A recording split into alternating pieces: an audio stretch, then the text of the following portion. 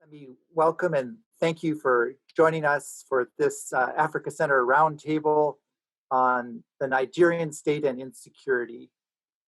My name is Joe Siegel. I'm the Director of Research here at the Africa Center, and it's my pleasure to be moderating today's session.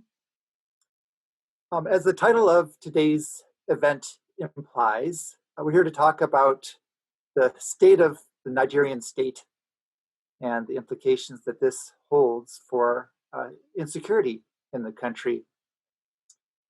Everybody, of course, is aware of the security challenges in the Northeast with Boko Haram.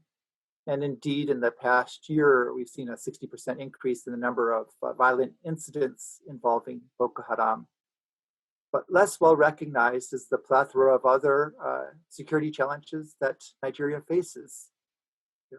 Banditry, and kidnapping and criminal gangs in the Northwest. There's farmer-herder conflict.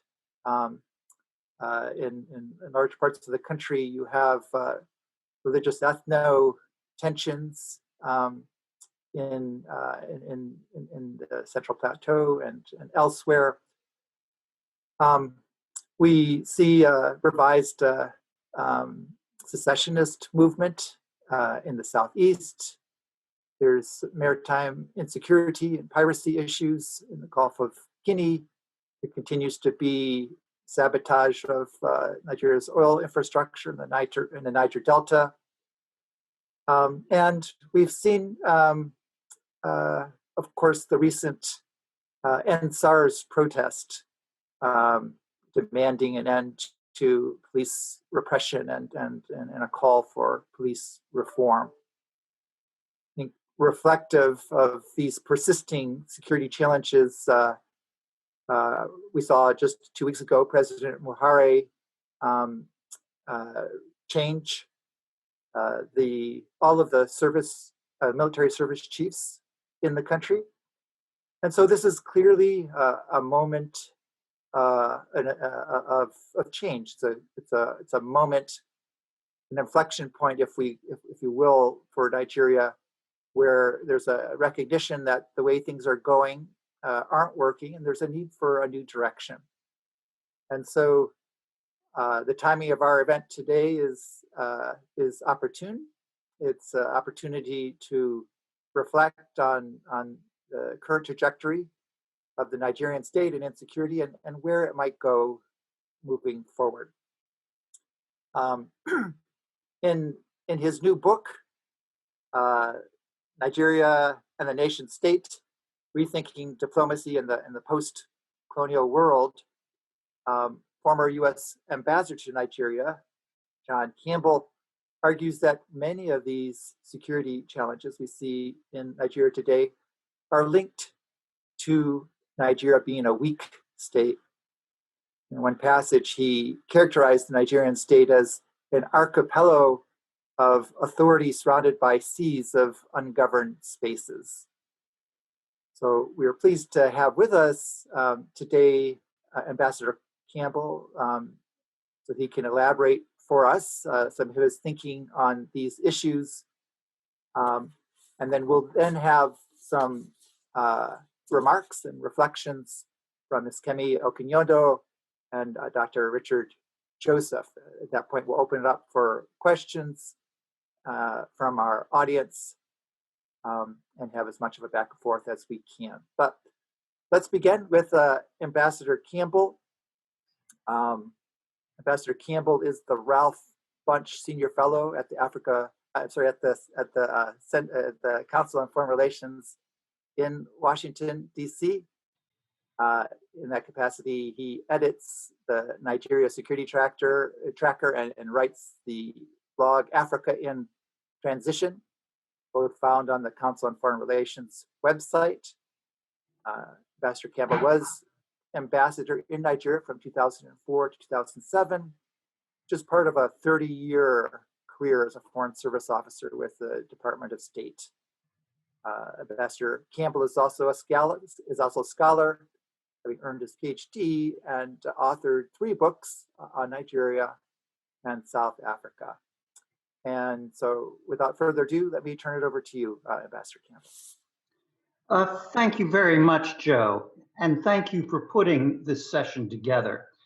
And it's a real honor to be on a panel with Richard Joseph and with Kimmy. It's a delightful and wonderful opportunity to, as the Nigerians say, rub minds. The purpose of my book is to warn Americans against making the same mistakes in Africa that they did in Vietnam, Afghanistan, and Iraq. Africa is complex, its politics are local, it does not lend itself to a good versus evil analysis that distorted policy in those three wars. The book is indebted to Richard Joseph, one of our panelists this morning, and his insights into the prebendal nature of Nigeria's patronage clientage networks and elite capture of the state. It is also indebted to the National Intelligence Council for its insights that in large parts of Africa, government authority is restricted to islands in a sea of spaces that are often governed informally by groups that can range from jihadists to criminal networks to traditional structures.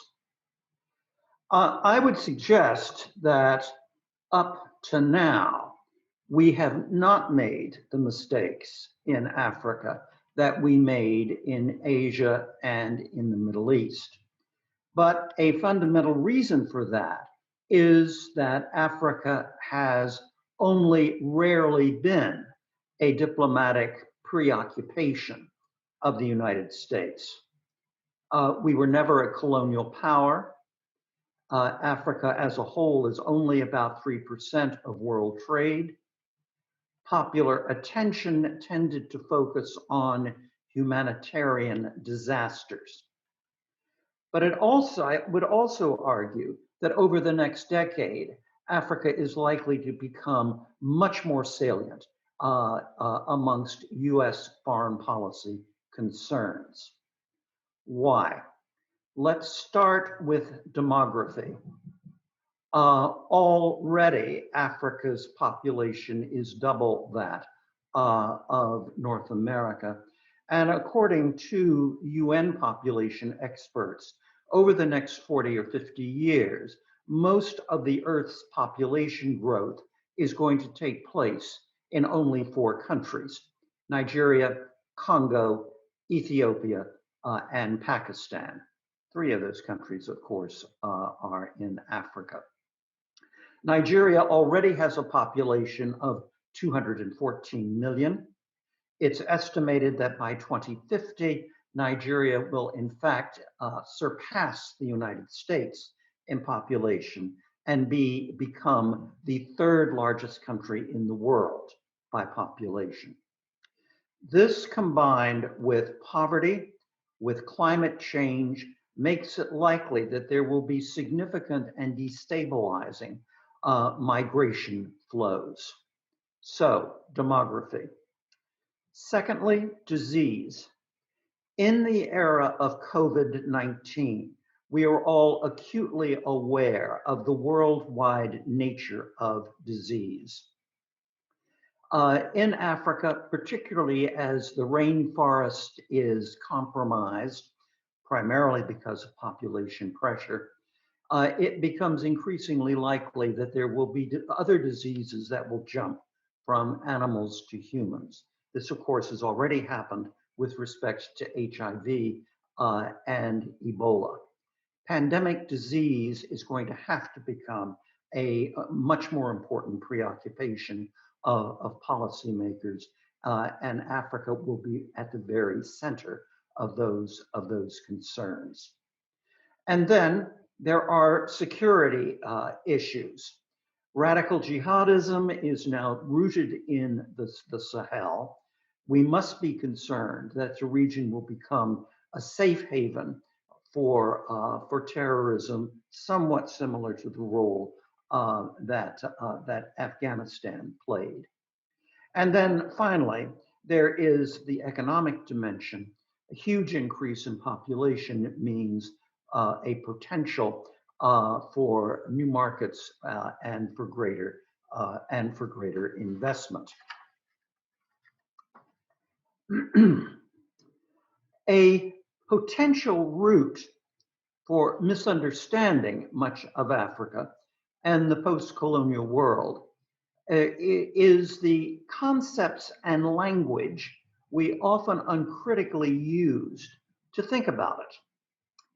Articulated first at Westphalia in the 17th century, the concept of a nation state has been widely applied to the post-colonial world. It often doesn't fit very well. For example, unlike a conventional nation state, Nigeria lacks a unifying national identity, and many of its people, perhaps most, little identify with the Nigerian state. We really should not be surprised. Nigeria was created by the British for administrative convenience. They cobbled together some 350 different ethnic groups that had little in common and had never been part of the same political entity. In that sense, Nigeria is an artificial state, and it was so identified by lots of British colonial officials, particularly in the 1930s. Its boundaries were largely drawn by the European colonial powers, reflecting the concerns of London, Paris, and in those days, Berlin, because Cameroons was a German possession. And those boundaries were drawn with virtually no reference at all to the people who were actually living there. Post-independence, Nigeria's government has been captured by a small cartel of self-serving elites that cooperate across religious and ethnic divisions, just enough to divvy up state oil revenue amongst themselves and their clients. This is a process that was identified by Richard Joseph. They otherwise do little to improve the lot of the vast majority of Nigerians. In Nigeria, government authority is indeed exercised largely on islands in a sea, not of ungoverned spaces, but spaces governed by other, sometimes traditional entities. The most important of those islands is a corridor that runs from Lagos to Ibadan to Abuja. And that, in fact, is the most developed part of the country and the part of the country that we Americans tend to know best. We also tend to read developments in that corridor and apply them to the country as a whole, even when they don't fit very well. How did Nigeria become what Nigeria is today? The short answer is its history. But there are certain themes that run through my book that I think are relevant. First, Nigeria's challenges were not inevitable. They have deep historical roots that stretch back to the colonial and pre-colonial period. But as with anything else in history, how the history played out was not inevitable, but was the result of myriad decisions made by myriad actors. Secondly, the country's leadership has been poor and self-centered. And there are no critics harsher about the quality of Nigerian governance than Nigerians themselves. One only need think of the work of celebrated authors such as Chinua Achebe or Wole Soyinka. Third, the goal of Nigeria's political culture has been the preservation of elite wealth and privilege. That culture is now under assault, especially by jihadi radicalism and the assertion of winner-take-all ethnic identity, but also by the slow disintegration of central government authority. Today, as Joe indicated in his introduction, Nigeria is in trouble. It is fighting bandits in the northwest, militants in the south, terrorists in the northeast. There are conflicts over water and land use in the middle of the country that sometimes acquire an ethnic and religious component that reinforce each other. The country faces growing poverty.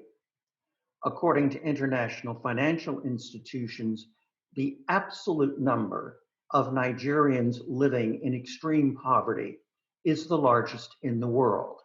There are more Nigerians living in extreme poverty than is the case in India, which has 6 times the population. Hand in hand with poverty is the persistence of corruption, which has become structural. A weak national identity and underdeveloped state structures facilitates the elite cartels' exploitation of national wealth for private purposes. As in many other post-colonial countries, the ever-resilient develop workarounds, often involving family, religion, and ethnicity, often greased by corruption. But these workarounds usually do not involve formal government structures. A challenge for policymakers, diplomats, foreign corporations, and so forth is how to maintain a relationship with an increasingly weak and absent government and a fracturing political system. I would suggest that a first step is to identify those areas where cooperation is still possible and those issues where outsiders, such as ourselves, can have a positive impact. That kind of identification requires a granular knowledge of Nigeria and of West Africa. I am concerned that we don't know nearly enough. And that was a major reason why our policies in Vietnam, Afghanistan, and Iraq went astray.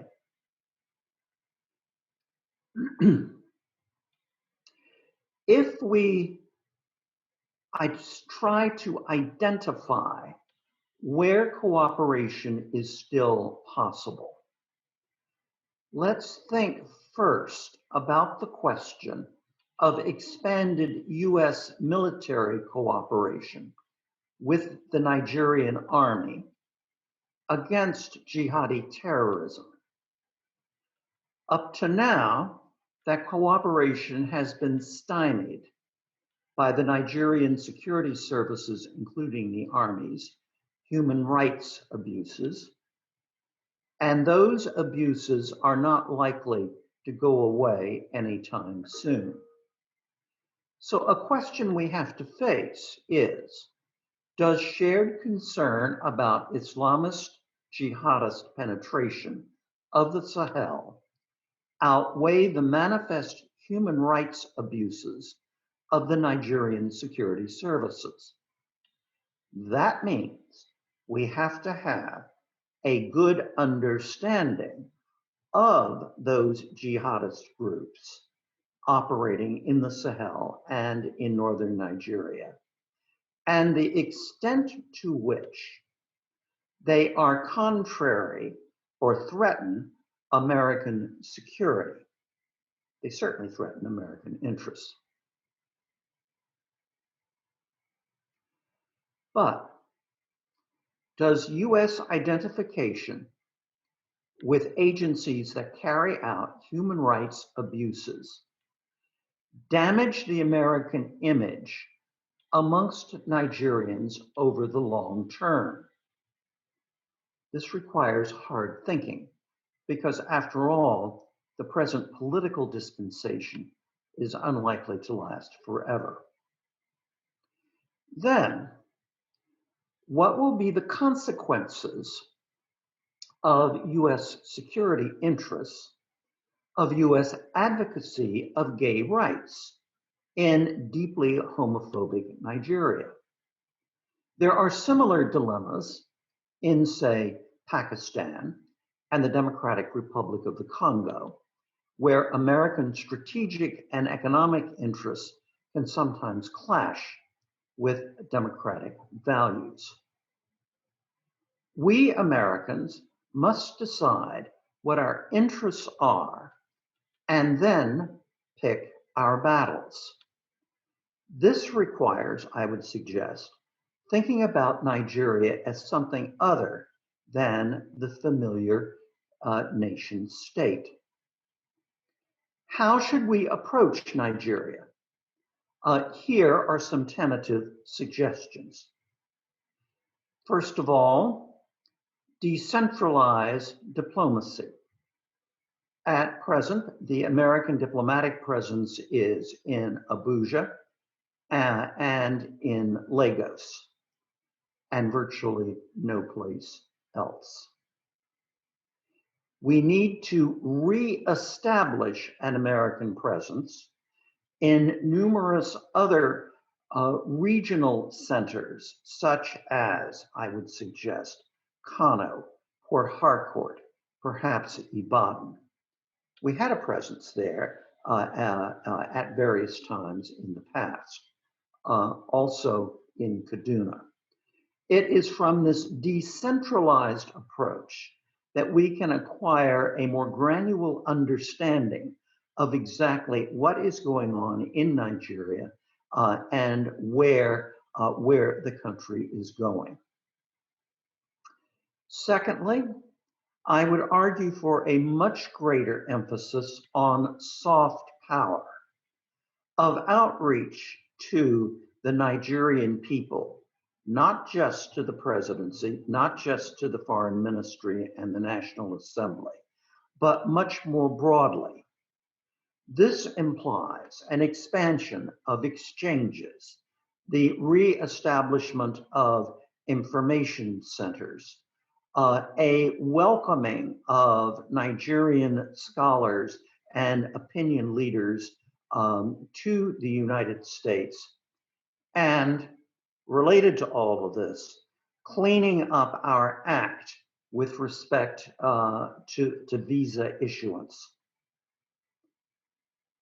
When I was in graduate school at the University of Wisconsin, the largest number of foreign students there were Nigerian. Now there are practically none, in part at least because of visa issues. And then finally, I would suggest less of a focus on security issues, a greater focus on human rights, work to improve the rule of law in Nigeria, greater support for the Nigerian judiciary. These are simply some suggestions. Obviously, people who are far wiser than I will have many others. Thanks, John. That was great. A nice overview of some of the key themes of your book, the importance of recognizing the weak national identity, the state capture by a small cartel of elite interest, the ongoing problem of corruption, and the challenges this presents for security cooperation with the international partners, and then throwing out some ideas for moving forward in terms of decentralizing engagement, soft power, and helping strengthen some of the state institutions in Nigeria. So let's now shift to Kemi Okunyondo. Kemi is the executive director of Partners West Africa, Nigeria. She is trained as a lawyer and has worked for many years on security and governance issues in both Nigeria and West Africa, with a focus on security sector governance, police accountability, and institutions of security and engagement. From 2002 to 2015, she worked with the Clean Foundation, including as the executive director. The Clean Foundation is a well-known, highly respected non-government organization aimed at promoting police reform, public safety, and security in Nigeria. The Africa Center is particularly proud to have Kemi as one of our alumni and as the leader of our Nigeria chapter. And in fact, she is also an author of one of our Africa security briefs entitled Governance, Accountability, and Security in Nigeria, which looks at a lot of the challenges with police reform in the country. Kemi is joining us from Abuja. So over to you, Kemi. Good afternoon, everybody, and thanks for having me on the panel. Following up quickly on some of the comments that has been made by Ambassador Campbell, yes, I do agree that we have pockets of insecurity across the country. I do not think there's any region that is free from any form of insecurity in the presently now in the country. And like he said, when we look at the pockets of insecurity, a lot of times it's seen through the lens of ethno-religious dimension, without us maybe even making an attempt to drill down a bit further to see if there are other underlying issues that could be driving this, but the ethno-religious lens would quickly taint it. And I give an example. The farmers-herders conflict in the country is seen through the lens of Fulani headsmen against others. However, the issue of climate change and the limitation of natural resources, and now we talk about land and water, I'm not sure I do not think we are really looking at it through that lens and having a direction on how to address the climate change challenges in the country. And the farmers herders conflict is one. I remember, I think was it the 2007 elections that we were preparing for, and conducting the security threat assessments across the country. We had seen the face of the possibility of contestation for scarce resources. And I remember saying at one of the press conferences that we're not paying attention to this now, and that when it fully blows out, we would probably look at it through the lens of Christian, Muslim, one tribe against the other, and that is exactly what we're seeing. We have a quick knee-jerk reaction to militarized response to most of our insecurities without looking at the underlying driving issues. And I come back to governance. So at the root cause of most of our insecurities are issues relating to marginalization of certain groups against others.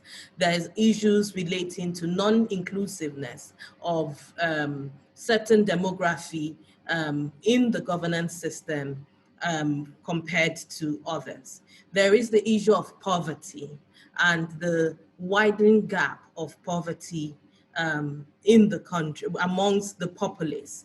Then you also have the issue of lack of quality education.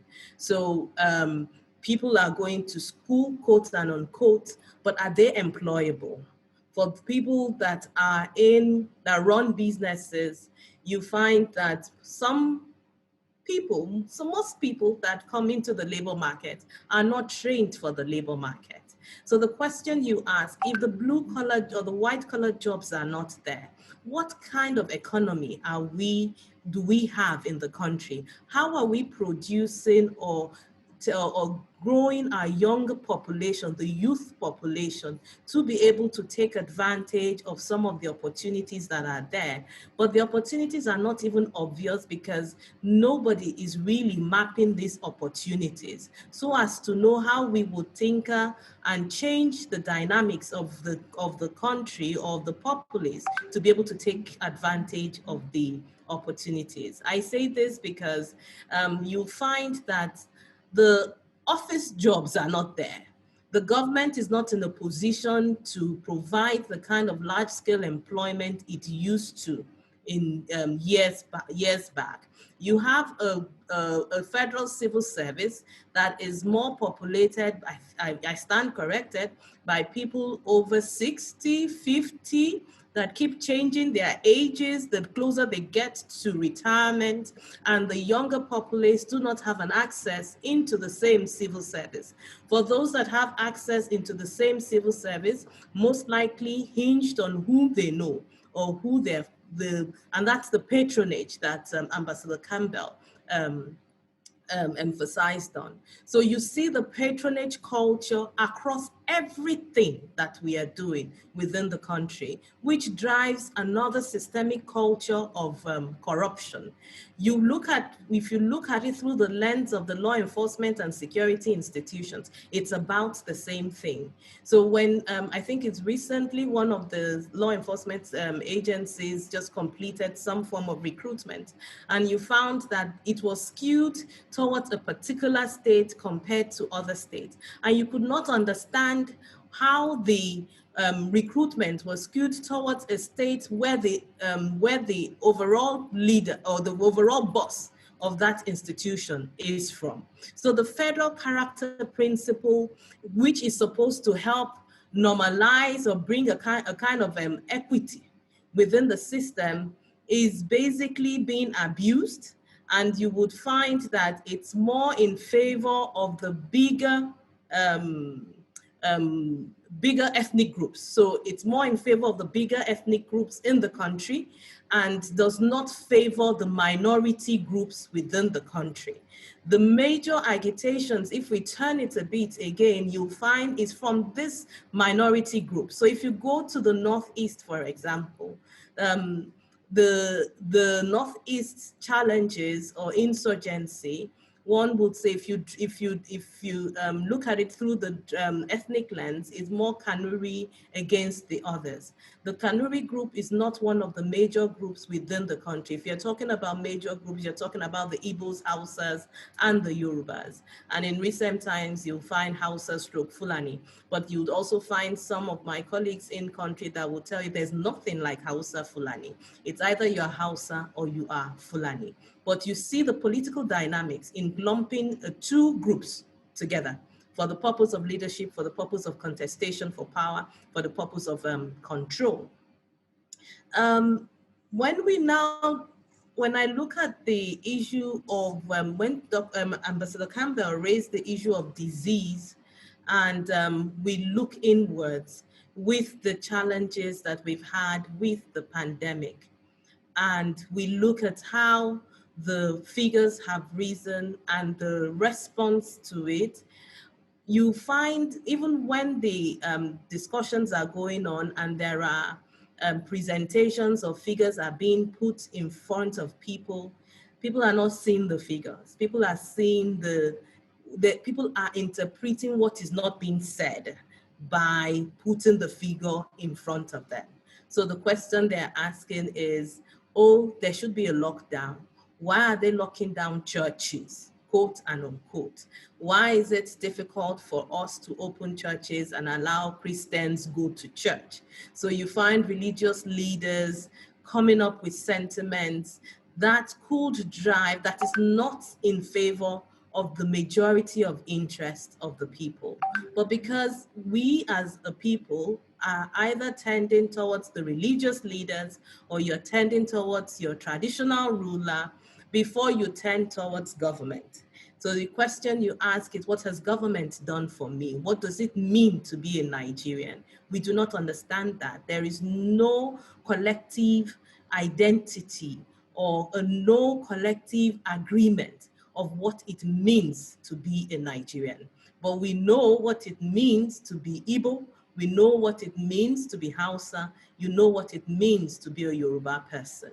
So you see that the what some of us would say, oh, your primordial tendencies, which is hinged on your ethnic background, or next to your ethnic background will be your religious background, will take it's over and above whatever sentiment about a nation state.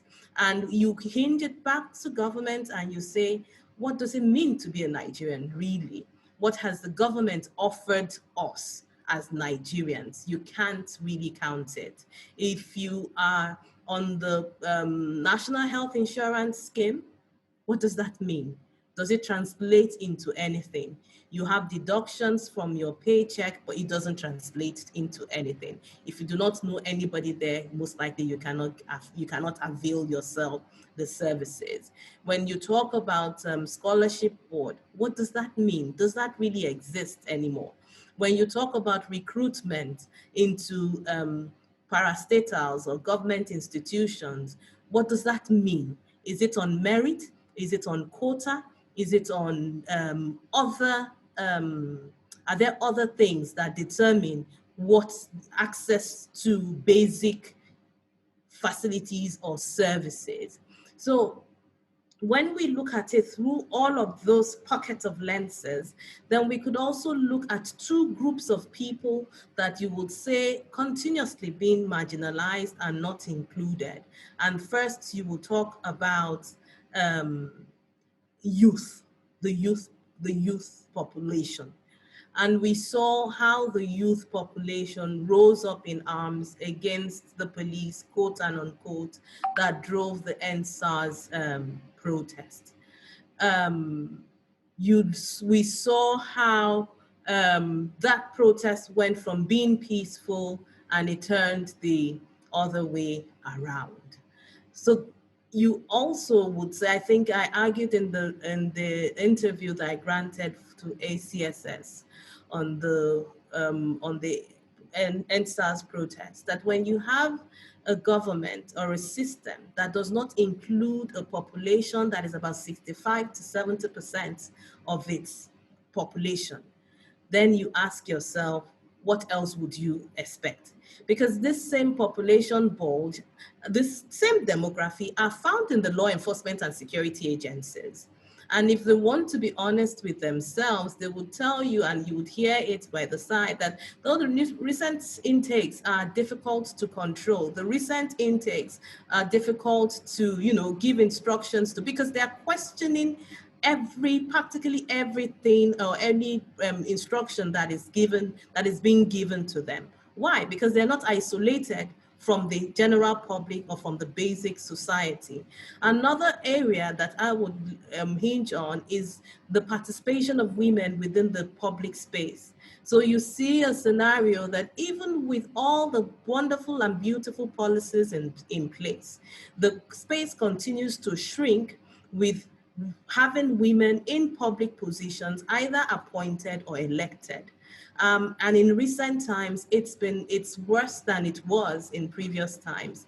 Right now, I think we can't even boast of about 10% in parliament, talk less of in elective positions across the states. So you continue to ask yourself, that is it that we see governance positions or elective positions through the lens of the traditional system, where women ought to be seen and not to be heard? Is that what is translating into the formal space within the country? Thank you. You're putting a lot of issues on the table for us, especially this idea that, just because there's security threats doesn't mean we respond with a security mechanism, that we should be looking at the underlying drivers of insecurity in the country, a lot of which are governance related. And so what does that mean? How do we respond to that? You also talked eloquently about, what does it mean to be a Nigerian? And how does that then translate into the various civil service mechanisms that are they're involved? And in particular, what does that mean for Nigeria's vibrant youth? And what are we talking about in terms of opportunities for women and women in public service. So great ideas that we'll want to pick up here as we move forward. For now, though, let's transition. First, some remarks from Dr. Richard Joseph. Professor Joseph is Professor Emeritus in Political Science at Northwestern University in Evanston, Illinois, in the United States. Professor Joseph has devoted his career to the study of politics and governance in Africa with a special focus on democratic institutions, democratic transitions, and state building and state collapse. He is the author of 5 books on these topics, including State, Conflict, and Democracy in Africa. Dr. Joseph was a Fulbright professor in Nigeria. And in addition to his scholarly work, Professor Joseph has worked with a number of think tanks and practitioner organizations advancing governance, election monitoring, and peace initiatives in Africa. Dr. Joseph, over to you. Okay, thank you very much. I think this is obviously, you said, an opportune. It is obviously most timely. I'm going to keep my remarks relatively brief, given a lot that's already been said, and to give the other participants a chance. The first thing I want to say is Ambassador Campbell, I think if I had the powers to give a Distinguished Public Service Award for what he has contributed, I would not hesitate to do so. And this book is of immense importance. I would mention some themes that are in his book, each of which could be the subject of a major workshop, and I hope that we'll have such events to follow. The first one is that his analysis of Nigeria, he points out, has implications for understanding power and society and economy, not only in the rest of Nigeria and Africa, but globally in terms of the post-colonial world. He has made tremendous use of, my prebendal concept, and it's very good to see that that he has carried it forward as impressively as he has. The other point I'm just going to mention here, but I'm not, again, going to go into any great detail, is that we are entering a period, this post-pandemic world that is coming, and in terms of the global economy, where governing capacities are going to be of even more importance. And so a lot of what I'm doing, continuing my earlier work, is what I call the governance impasse in Africa. So the governance capability in Africa have either stalled or been declining, and we're entering an era in which it's going to be of even more importance than it has been.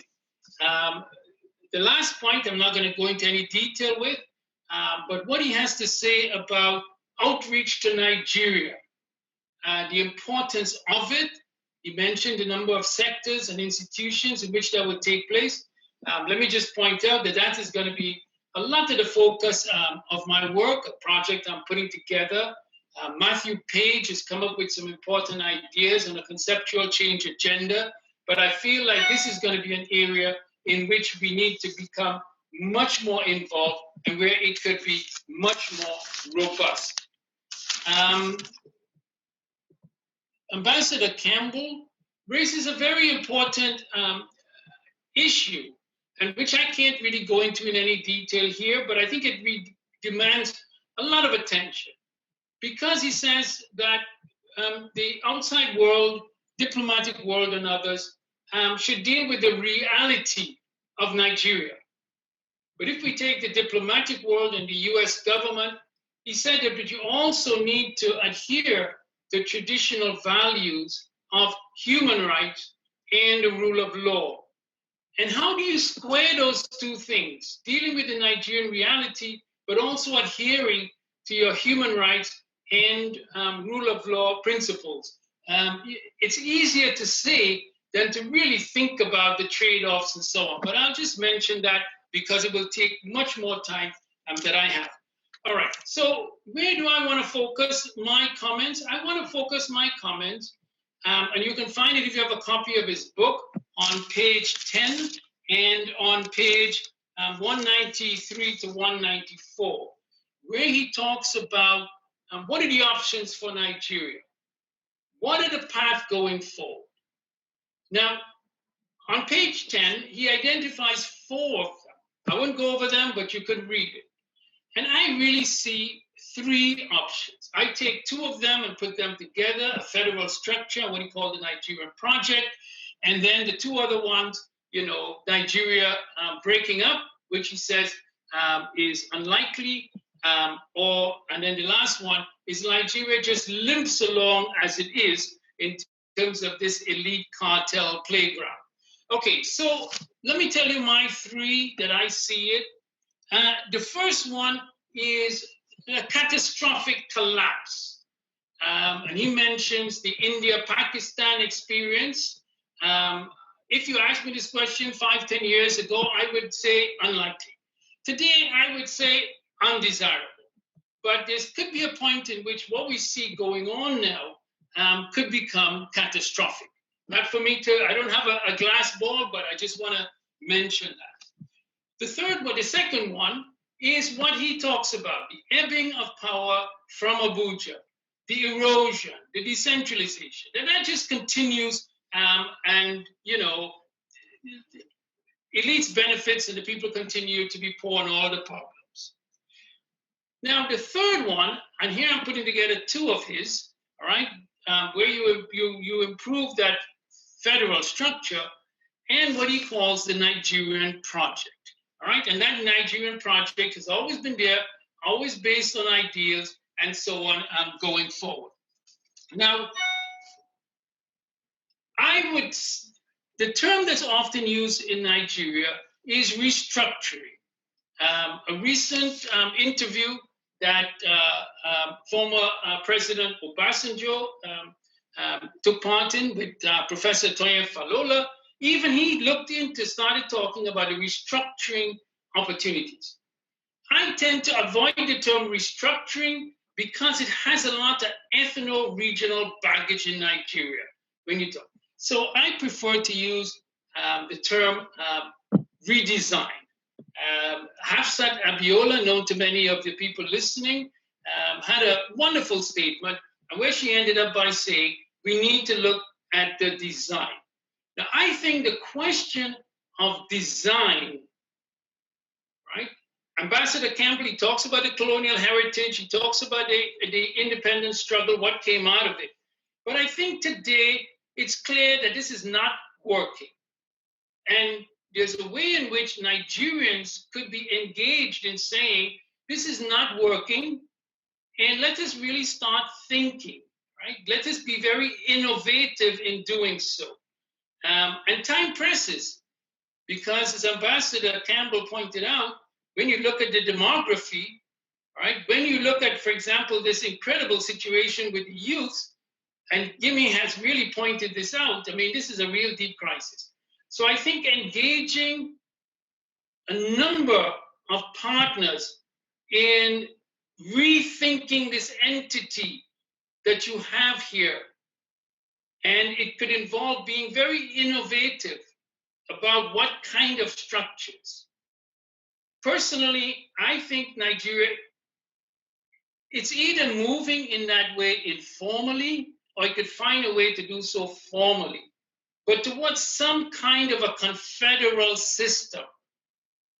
And in that system, I'm not going to sit there and define how that should be structured, but I certainly think that devoting the next couple of years, but there'll be elections coming up in 2023, right? And so there's time right now, because things are falling apart all over. So there's some time to take some time out to say, all right, how could this thing be reconfigured? How could this thing be redesigned so that it can begin serving the purposes of the people? So let me stop there and thank my good friend and colleague, John Campbell, and thank the Africa Center for putting this together. All right, thanks very much, Dr. Joseph. You packed in quite a lot in a short period there. I think that sets us up nicely for the question and answer. And I would just highlight your point that a lot of the challenges that Nigeria faces have applications for other parts of Africa. And so, our discussion today has a broader relevance. These are not unique, at least in a structural way, for Nigeria. You reemphasize the core problem of a cartel of corrupt elite who don't have incentives to focus on the broader good, investing in human capital and broader development for the country. And then you ended with this call to really think about the redesign of the structure in Nigeria. So let's transition right away to some questions and answers. I have 3 questions that have come in that we'll start with. And I'll primarily direct each of these to each of the panelists, but feel free, if you have something burning to say on any of them, feel free to jump in. So the first I would target to Kemi, and it's this question that you posed, which has also come in, how does Nigeria forge a more unified national identity? That seems to be at the core of so many of the questions that and the challenges, the security challenges that we face. So, Kemi, if you could take that on. Professor Joseph, I invite you to explore more what the redesign of the Nigerian structure would look like. A number of comments have come in saying that there needs to be more decentralization. We need to empower people more at the local level, given Nigeria's great diversity, and also as a means of realizing better governance. So I welcome any of your thoughts, reactions on that. And then Ambassador Campbell, you alluded to this, and then we had some comments come in that, one of the challenges for international partners of engaging Nigeria is that, given the human rights abuses, given the ethno-religious differences, there are risks involved for the international partners of not wanting to be associated with some of these challenges. So how does an international partner play a constructive role, realizing that Nigeria or any state is perfect? We all have challenges, we all have flaws. So how do you still play a constructive role given the current realities?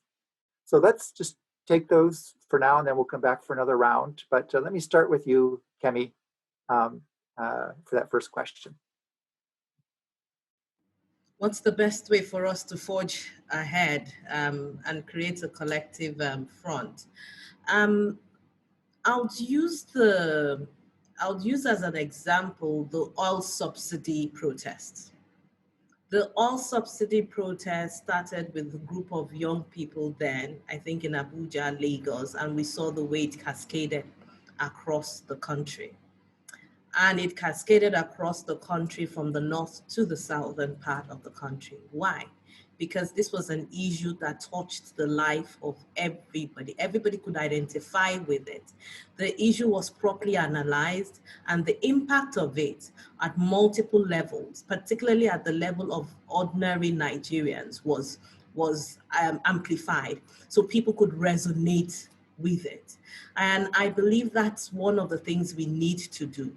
When an issue comes up, for example, the insecurity dimension, the insecurity issue, is to properly analyze this in the faces or the different faces of insecurity across the country, and remove the sentiment of religion or ethnicity. Who are those that are involved? What's the age bracket of the people that are involved in the insecurity or in the criminality? Let me just call it what it is, a criminality, because you find that it's more of, I would say, more of criminality that is foiling insecurity.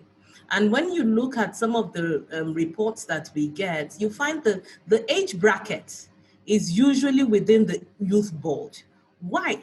And they cut across the different ethnic group. So if it's an issue of young people using, taking advantage of some issues, some governance challenges to foster criminality, and they are getting returns from it, then you need to work it the other way around and address what these issues are. If we take education, for example, I'll say education, quality education, define what education is, and then use that as a springboard.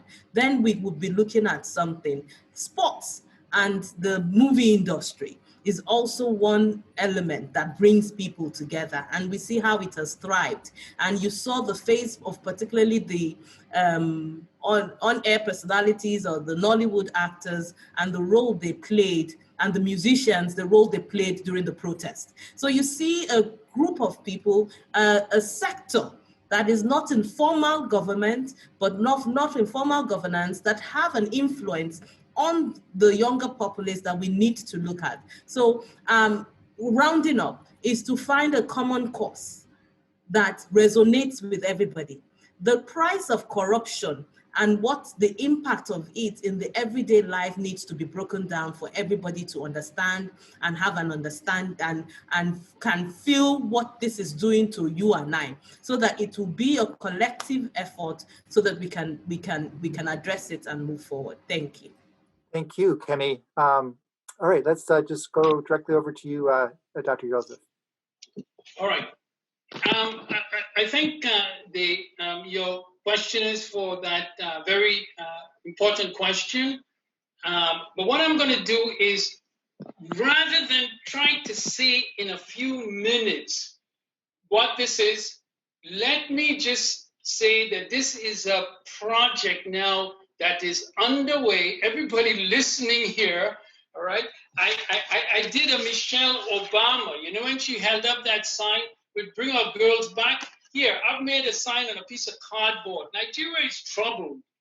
And everybody, you know, given the size and importance of Nigeria, have to be part of this project of saying, okay, in fact, I have referred to it as that Nigeria's dismal tunnel. It's a dismal tunnel, and is there an exit?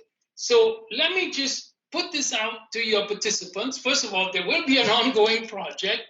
I mentioned Hafsat Abiola, and so there is a website, AfricaCLI.org, Africa Collaborative Learning Initiative.org, put together with my students. And they would be able to find my essay on the dismal tunnel, is there an exit, and be able to read. It was only posted about 3 months ago, and so it's quite up to date in terms of it, and be able to see all of the sort of thinking, including that Hafsat Abiola quote that is there. There's a lot of background work that could be included, and there will be a project going forward. There are professors like Jeffrey Herbst, like Pierre Engelbert, like Peter Ecke. I mean, these people have really thought about this, that this design that flowed from the colonial era, and as Hafsat Abiola says, this is not working. This is not. It just lends itself to the kind of prebendalist actions and the draining of Nigeria wealth that Ambassador Campbell talks about. They can also go to Arch Library. I'm an educator.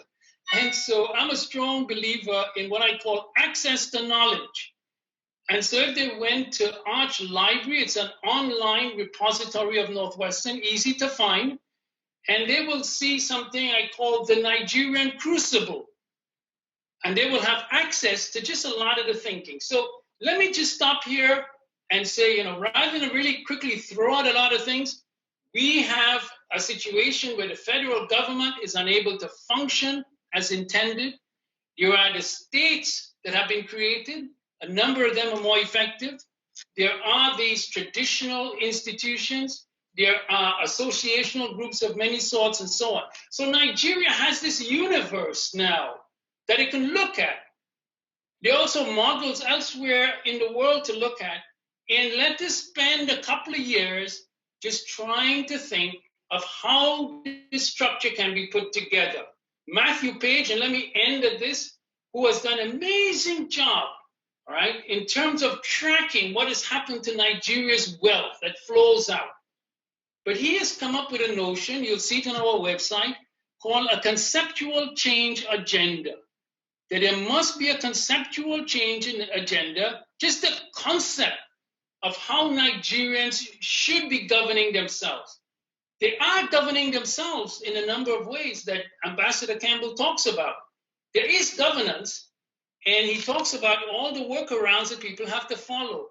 Well, I think we need to take a couple of years now, come up with a way of looking at all of that, and then be able to generate some ideas going forward. So again, I'm not going to give you my 5 minutes. I've used my 5 minutes to say, here is the work to be done, and there are resources that we are putting together for just that purpose. Thank you. All right, thanks very much, Dr. Joseph, and really challenging us to think broadly and creatively about what this redesign would look like. And thank you for flagging some of the ongoing work that's been done on that front. So we'll certainly come back to that. Let me turn over to you, Ambassador Campbell. Yes, certainly there are long-term risks to the United States if it becomes identified with a repressive regime or with security services that commit human rights abuses. No question about that. For that reason, I think the official relationship has to be balanced by a great deal more outreach to civil society, religious bodies, opinion makers. With respect to official cooperation, I think we have to choose our battles. We have to consider what our core interests are as opposed to our peripheral interests. If we come to the conclusion that Boko Haram is indeed a threat to US security, not to US interests, but to US security, then there becomes some justification for a closer military relationship. But unless or until we reach that conclusion, I think we should be extremely cautious. I would be much happier with trying to support the rule of law, provide assistance to the judiciary, than to, at this stage, expand cooperation with the security services. Thank you. Okay, thank you very much, Ambassador Campbell. Very precise there on being judicious and in fact, focusing on some of the institutions that can help strengthen the rule of law within the country as we make our way forward. All right, let's go for another round of questions. The first is with regards to youth. So the youth have come up several times. And Kemi, maybe you could take the lead on this, but we've seen energized youth mobilized around the NSARS protest. What guidance do you give to youth as they seek to engage and create a new governance structure. So, we've been critical of the, the elite-based, exclusive, governing norms that have emerged. So, how do youth play a role in reimagining, recreating a more responsive governance structure in Nigeria? And Ambassador Campbell, you have talked about the ungoverned spaces in Nigeria.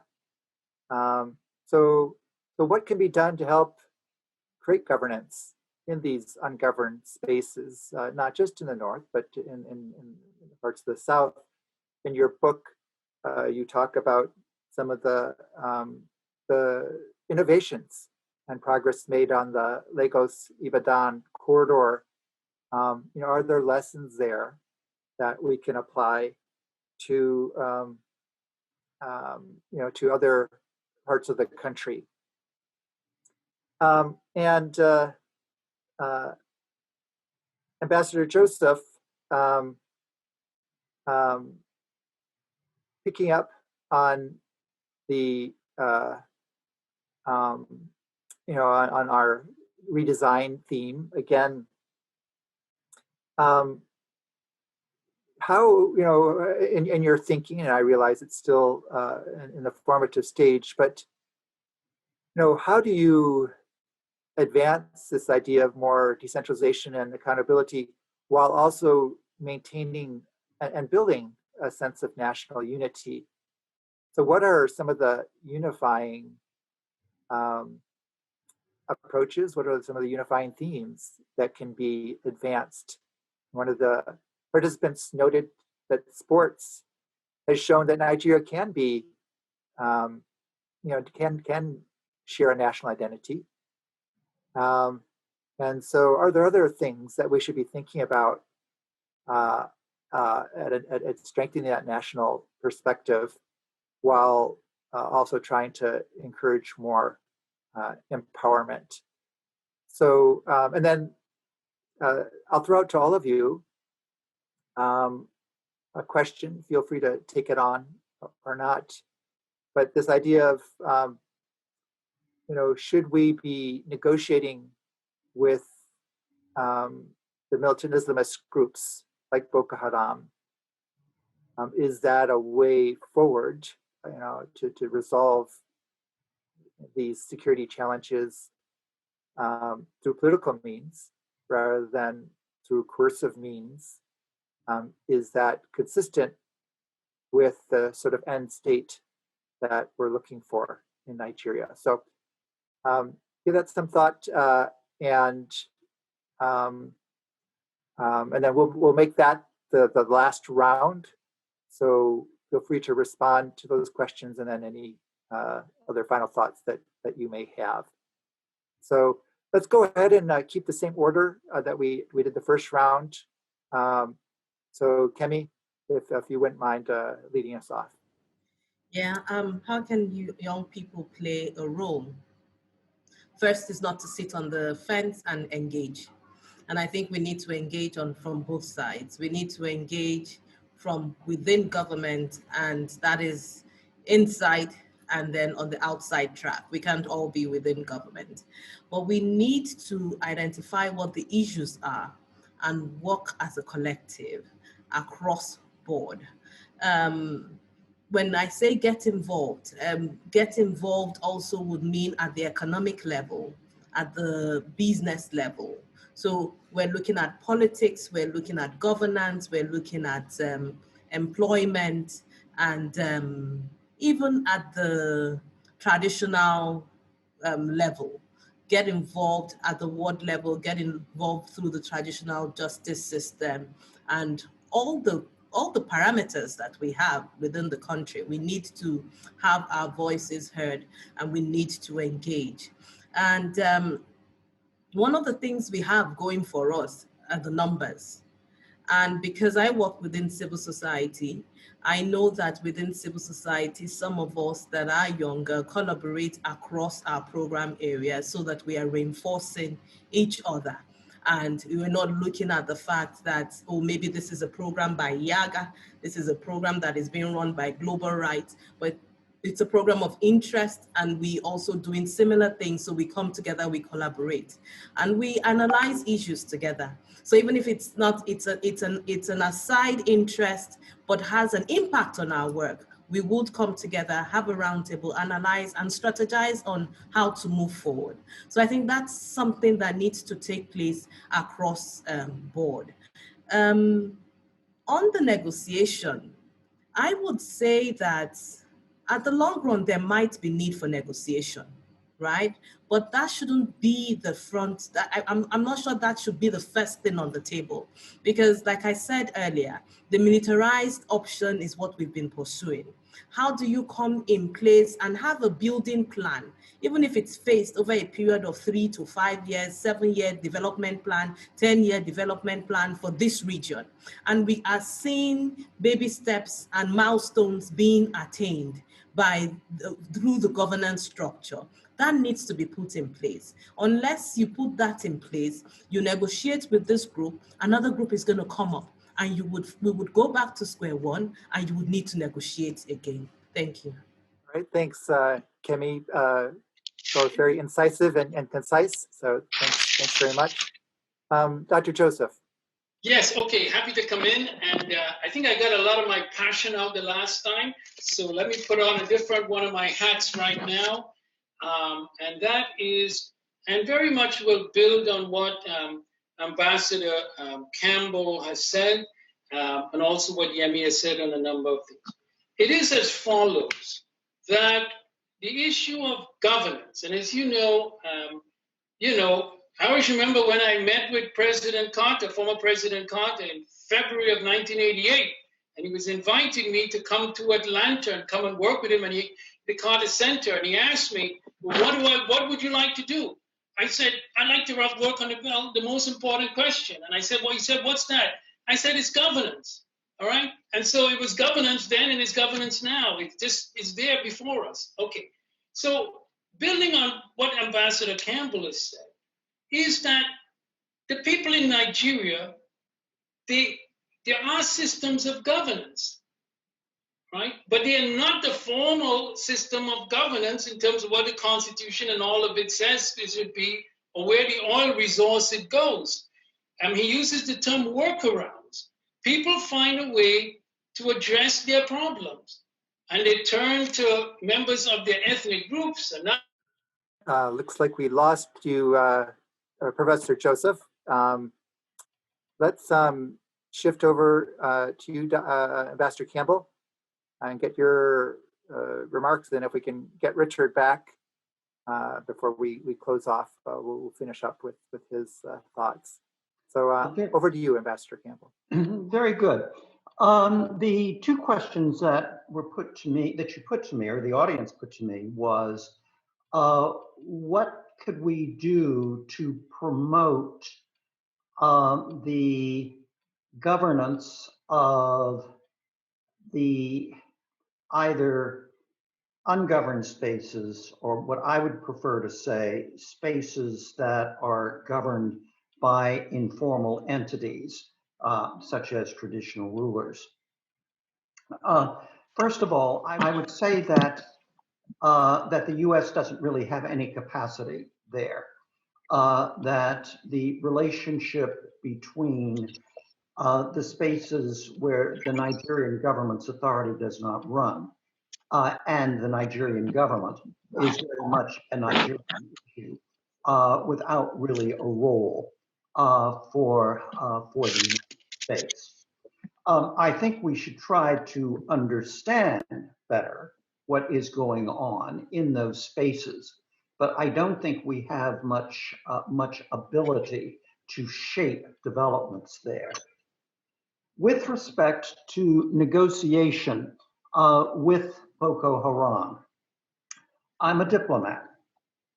My default position is it's always better to talk. Winston Churchill said, jaw, jaw is better than war, war. And I think he had it exactly right. But the point is, negotiate with whom? The Nigerian government has tried on numerous occasions to open negotiations with Boko Haram. And Boko Haram has always been emphatic that it will not negotiate. In part, I think, for the exact reasons that can be cited. And that is the Nigerian government's response to Boko Haram has not been political, it's been the hammer. Who would the United States negotiate with? It has no particular standing to negotiate with Boko Haram. The United States isn't a direct actor. This is, in that sense, not similar to the Taliban in Afghanistan, where the Taliban and Al-Qaeda launched a direct attack on the United States. So I don't really see much of a role there. I think what we could do is encourage the Nigerian government to initiate a political process as opposed to the hammer, to deal with the multiple insurrections that are taking place around the country. But I think we have to approach these issues from the perspective of our own limited capacity, and that our first principle should be do no harm. Thanks. Yes, thank you. Can I just complete the comment? Sorry, we got cut off there. Yes. Okay, all right. Yes, and I'll be very, sure, thank you. I'll be very specific. So, you know, you mentioned in your question about the issue of national unity, right? So we have these two different sort of vectors we're looking at. One vector is really how are people being governed in these entities? And it's not Nigeria, it's Congo, it's Cameroon, it's a lot of those countries in which the national entity has been there and has been able to procure the benefits of its claims to sovereignty. I direct participants to Pierre Engelbert's piece in the New York Times, January of 2010.